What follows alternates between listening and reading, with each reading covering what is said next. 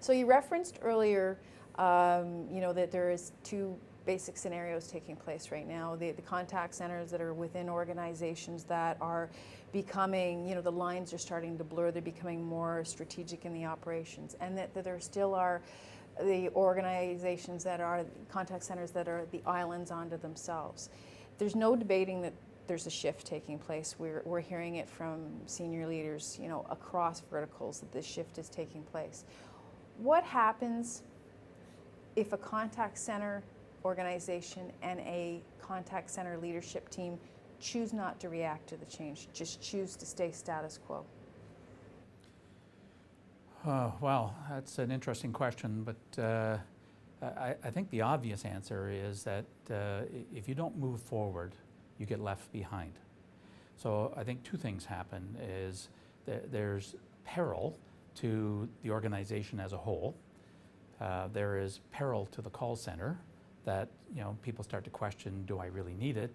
How much will it actually cost us to keep up and get to the right place? And as a leader, leaders should never be satisfied with the status quo.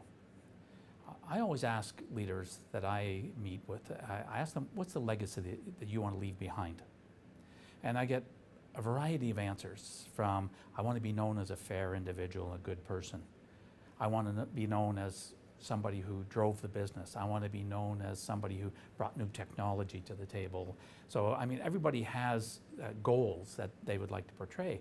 And I think they sort of put these aside. Now, a couple of these fit very nicely together. Being fair, being a good manager, that relates very much downwards in the organization. Somebody who can help to drive the business, that relates very well upwards in the organization. And I think that how they can get to this is not all that difficult, but it's getting ahead of the curve. Most times the call centers are viewed as the deliverers. Whatever marketing and whatever all the corporation decides they want to do, then it gets tossed over the wall and call centers have to deliver it. Whether it be answering phones, answering chat, answering web services, doing marketing programs, whatever. Typically they're the delivery mechanism, but they're almost never at the beginning of the conversation. And I want to go back to something I said earlier, which is the ability to network inside the organization. And if you learn to network appropriately inside the organization, people start to understand the value you bring to the table. And that allows you to get in at the early planning stages so that everything is not thrown over the wall.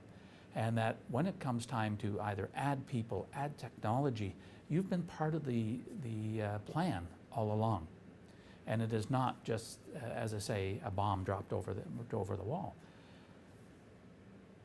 But to me, if you don't move along that path, if you don't get past your own personal challenges, then as a senior leader, you will never advance. And in fact, you could taint your reputation inside the organization because you do get viewed as somebody who manages an island inside the organization that doesn't relate to the rest of the business.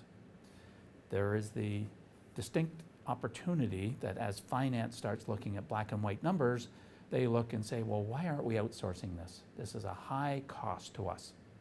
And everybody says that outsourcing is cheaper. Now, outsourcing has its place, but you cannot abdicate your ability to manage what gets outsourced in the business. And you should only outsource those things that you cannot do really well yourself. But I think that if you haven't, as a leader, created a good enough image, a good enough message, then you're always going to be on the defensive.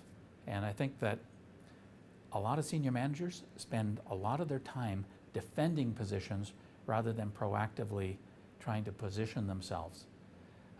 I always believed that in my career, that if I wanted to get somewhere, I would set a goal 5 years out.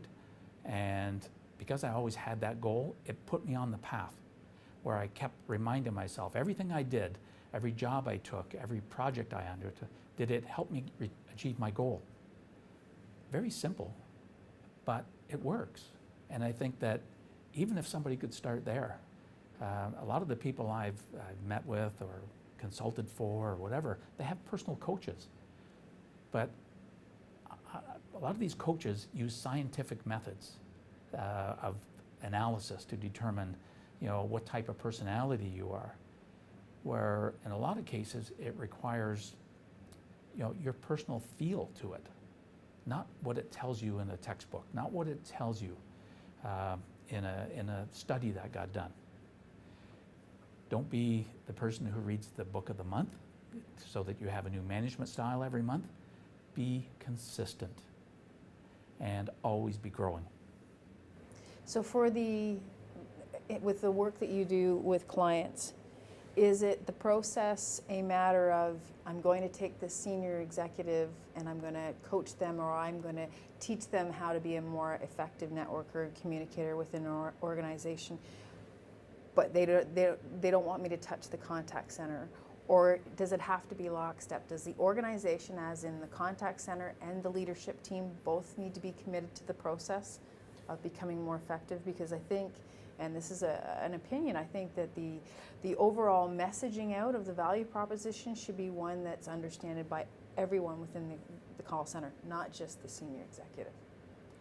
Well, first of all, I'd like to pick up on something you said about being more effective. That is not typically what call centers think about. They think about being efficient, how quickly they can turn things over, and that's what metrics are meant to, is to make it efficient. But if you want to be effective, that's the value you actually provide to the corporation. So now to answer the original part of your question, that coaching can take a couple of ways. You can coach an individual to help them personally, or you can help build strategy and coaching in terms of the corporate components of it. And a lot of that depends on just what the needs of the organization are and where they are and what stage. But typically, if you're coaching a senior executive, then you really need to understand what makes them tick and what they really enjoy in life. Too many of us go to work every day and we really don't enjoy what we do. But we're there because it pays us well. We have good benefits for my kids and the family. But I can't wait till 5 o'clock to get out of here. And if that's the case, then you really are in the wrong role. Because working should be a passion, should be a job, not a job, but a very fulfilling career for you. I'm a firm believer that family comes first and foremost anywhere. Jobs come and go, but family stays forever, hopefully. And your career can evolve through multiple jobs. And your career is, in fact, more related to your own self-satisfaction. And I think that a lot of executives lose sight of that as we trample our way to the top of the corporate ladder. I'm speaking from personal experience, having, fought my way to the top, that where the view was nice for a little while, and then you realize that all the issues that came along with it. And if I'd had a coach who could challenge me to what I wanted out of life, I might have had a different path. Now, I certainly enjoy what I do. I enjoy the people I work with, and I enjoy the things I do. So I think that, to me, that's the value in life.